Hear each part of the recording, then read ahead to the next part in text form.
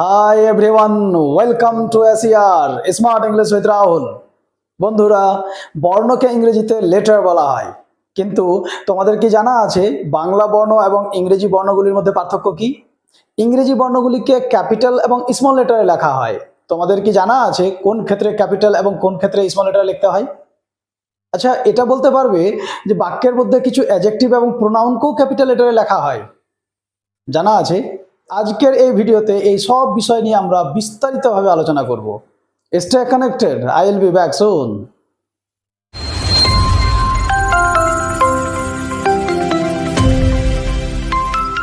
তো বন্ধুরা, সব প্রথমে আমরা জানবো যে বাংলা বর্ণগুলি এবং ইংরেজি বর্ণগুলির মধ্যে পার্থক্য কি।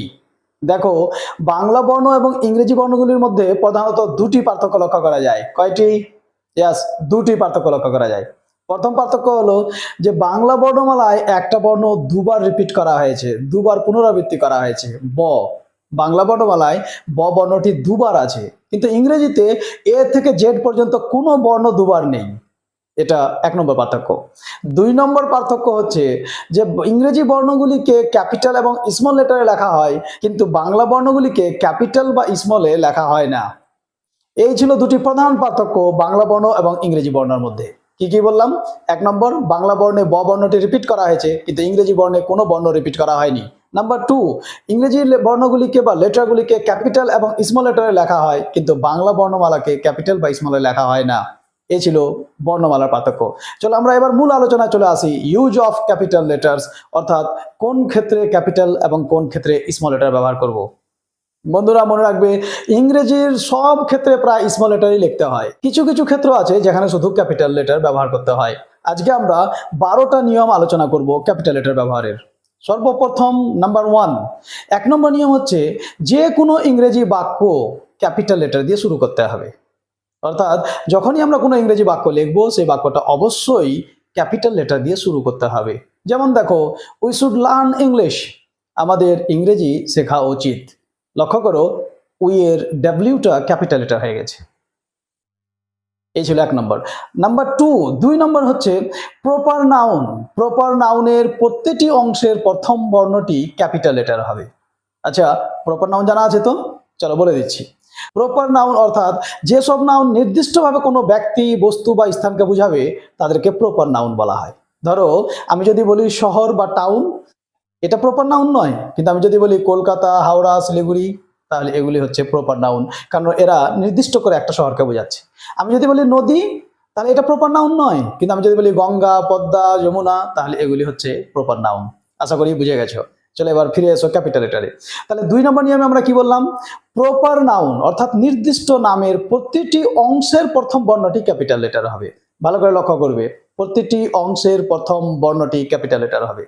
আমাদের ভারতের একটি ব্যস্ততম রেল স্টেশনের নাম হচ্ছে হাওড়া স্টেশন, অবশ্যই প্রপার নাউন। কিন্তু লক্ষ্য করো, এখানে কয়টা পার্ট আছে, কয়টা অংশ আছে? দুটো, হাওড়া এবং স্টেশন। তাহলে লক্ষ্য করো, হাওড়ার এইচ ক্যাপিটাল, স্টেশনের S capital. It doesn't matter how many part are there. Proper noun যদি হয়, কটা পার্ট আছে তাতে আমাদের কিছু যায় আসে না। আমরা শুধু এটুকু লক্ষ্য রাখবো যে প্রপার নাউনের প্রত্যেকটা অংশের প্রথম বর্ণ লেখার সময় ক্যাপিটাল লেটারে লিখতে হবে। আমাদের ভারতের একজন বিখ্যাত বিজ্ঞানী ছিলেন APJ Abdul Kalam. Do you know the full name of this greatest person? এর পুরো নাম হচ্ছে আবুল ফকির জৈনুল আবদিন আব্দুল কালাম। দেখো, এত বড় নাম, বড়ে বড়ে লোক, বড়ে বড়ে নাম। তাহলে এই নামটা যদি আমরা সম্পূর্ণ আকারে লিখি, তাহলে প্রতিটি অংশের প্রথম বর্ণটি ক্যাপিটাল লেটারে লিখতে হবে। আশা করি ক্লিয়ার হয়ে গেছে। নাম্বার 3, 3 নম্বর নিয়ম হচ্ছে প্রপার অ্যাডজেক্টিভেরও প্রথম বর্ণটি ক্যাপিটাল লেটার হবে। নতুন শুনলে তাই না? Proper adjective. প্রপার অ্যাডজেক্টিভ বোঝা গেল না? চলো আমি বোঝাচ্ছি। দেখো, যে সমস্ত অ্যাডজেক্টিভ প্রপার নাউন থেকে তৈরি হয় তাদেরকে প্রপার অ্যাডজেক্টিভ বলা হয়। উদাহরণ লক্ষ্য করো, he lives in America, so he is an American. আচ্ছা, আমেরিকা একটা দেশের নাম, আমরা বুঝতে পারছি এটা প্রপার নাউন, কিন্তু আমেরিকান এটা তো অ্যাডজেক্টিভ। যেহেতু আমেরিকান অ্যাডজেক্টিভটি আমেরিকা থেকে তৈরি হয়েছে, তাই একে প্রপার অ্যাডজেক্টিভ বলা হয়। অর্থাৎ যে সমস্ত অ্যাডজেক্টিভ প্রপার নাউন থেকে তৈরি হবে তাদেরকে প্রপার অ্যাডজেক্টিভ বলা হয়। আর যদি প্রপার অ্যাডজেক্টিভ হয়, তাহলে প্রপার অ্যাডজেক্টিভ প্রপার নাউনের মতোই ক্যাপিটাল লেটারে লিখতে হবে। তাহলে বোঝা গেল, অ্যাডজেক্টিভও ক্যাপিটাল লেটারে লিখতে হবে। নাম্বার 4, 4 নম্বর নিয়ম, 4 নম্বর আমরা এসে বলবো যে দিনের নাম, মাসের নাম, উৎসবের নাম বা কোনো উপাধির নাম হলে সেগুলোকেও ক্যাপিটাল লেটারে লিখতে হবে। দিনের নাম সানডে, মানডে, মাসের নাম মে, জুন, জুলাই, ধরো কোনো উৎসবের নাম ক্রিসমাস, ঈদুজ্জোহা, দুর্গাপূজা এটসেট্রা, কোনো উপাধি ধরো ডক্টর, মিস্টার, মিসেস ইত্যাদি, তাহলে এগুলিকেও ক্যাপিটাল লেটারে লিখতে হবে। নাম্বার 5, আচ্ছা আই মানে আমি তোমাদের জানা আছে, তাই না? আমিও জানি তোমাদের জানা আছে আই মানে আমি, কিন্তু কখনো লক্ষ্য করেছো তোমরা যে স্মল আই মানে কিন্তু কখনো আমি হয় না? তাহলে কি বুঝলে? অর্থাৎ আই মানে যদি আমি হয় তাহলে এ আই সব সময় ক্যাপিটাল লেটারে হবে, স্মল আই মানে কখনো আমি হবে না, লক্ষ্য রাখবে। নাম্বার 6, গড, ঈশ্বর, ঈশ্বর, আল্লাহ, ভগবান যাই বলো, গড বলতে যদি এক ঈশ্বরকে বোঝানো হয় তাহলে গডের জি ক্যাপিটাল লেটারে হবে।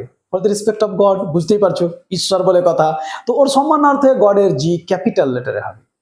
আচ্ছা, এক ঈশ্বর বোঝাতে আমি বলেছি, যদি গডস হয়ে যায় অর্থাৎ গডের বহুবচন হয়ে যায় গডস, তখন কি হবে? মনে রাখবে গড মানে ঈশ্বর, কিন্তু গডস যদি প্লুরাল ফর্মে হয়ে যায় তাহলে তখন এটা স্মল লেটারে লিখতে হয় এবং এর অর্থ হবে দেবদেবী।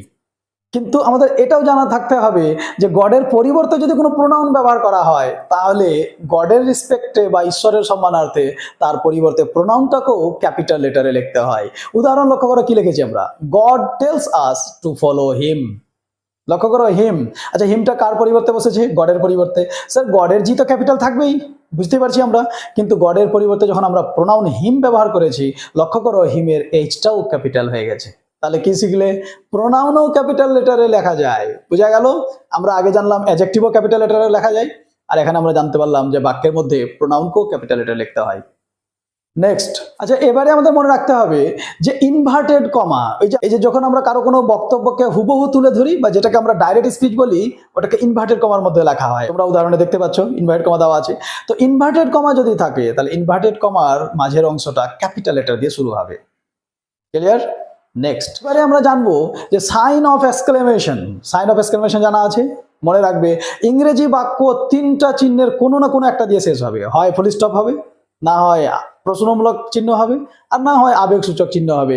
এই আবেগসূচক চিহ্ন অর্থাৎ এই যে দাড়ির নিচে ফুল স্টপের মতো মনে হচ্ছে, এটাকেই বলা হয় সাইন অফ এক্সক্লেমেশন। তাহলে মনে রাখতে হবে যে সাইন অফ এক্সক্লেমেশন বা আবেগসূচক চিহ্নর পরে যাই লেখি না কেন ক্যাপিটাল লেটার দিয়ে শুরু করতে হবে।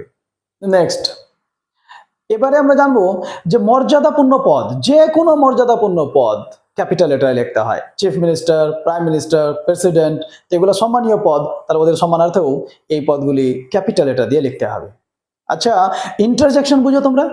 ইন্টারজেকশন অর্থাৎ আবেগসূচক অব্যয়, অর্থাৎ যে শব্দগুলি আমাদের আকস্মিক আবেগ, উচ্ছ্বাস, দুঃখ, বেদনা প্রকাশ করতে ব্যবহৃত হয় সেগুলিকে বলা হয় ইন্টারজেকশন।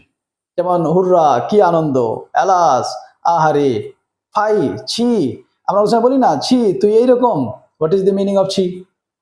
স্যার ছি শব্দটি আমাদের ঘৃণা প্রকাশ করতে ব্যবহার করা হয়। তাহলে এই ধরনের শব্দ যারা আমাদের আকস্মিক আবেগ, উচ্ছ্বাস, দুঃখ, ঘৃণা এগুলো প্রকাশ করতে ব্যবহার করা হয়, এদেরকে বলা হয় ইন্টারজেকশন। ও যদি ইন্টারজেকশন হিসেবে ব্যবহৃত হয় তাহলে ওটাও ক্যাপিটাল লেটারে লিখতে হবে। অনেক সময় আমরা অবাক হয়ে বলি ও মাই গড, এটাকে তোমরা আবার দেখবে সোশ্যাল মিডিয়ায় ও এম জি লেখে, মানে আমাদের এত টাইম শর্ট যে আমরা ও মাই গডকে ও এম জিতে নিয়ে চলে এসেছি। ঠিক যেমন ক্রিকেট খেলা, 50 ওভার থেকে 20 ওভারে চলে এসছে, ও মাই গডও ও এম জিতে চলে এসেছে।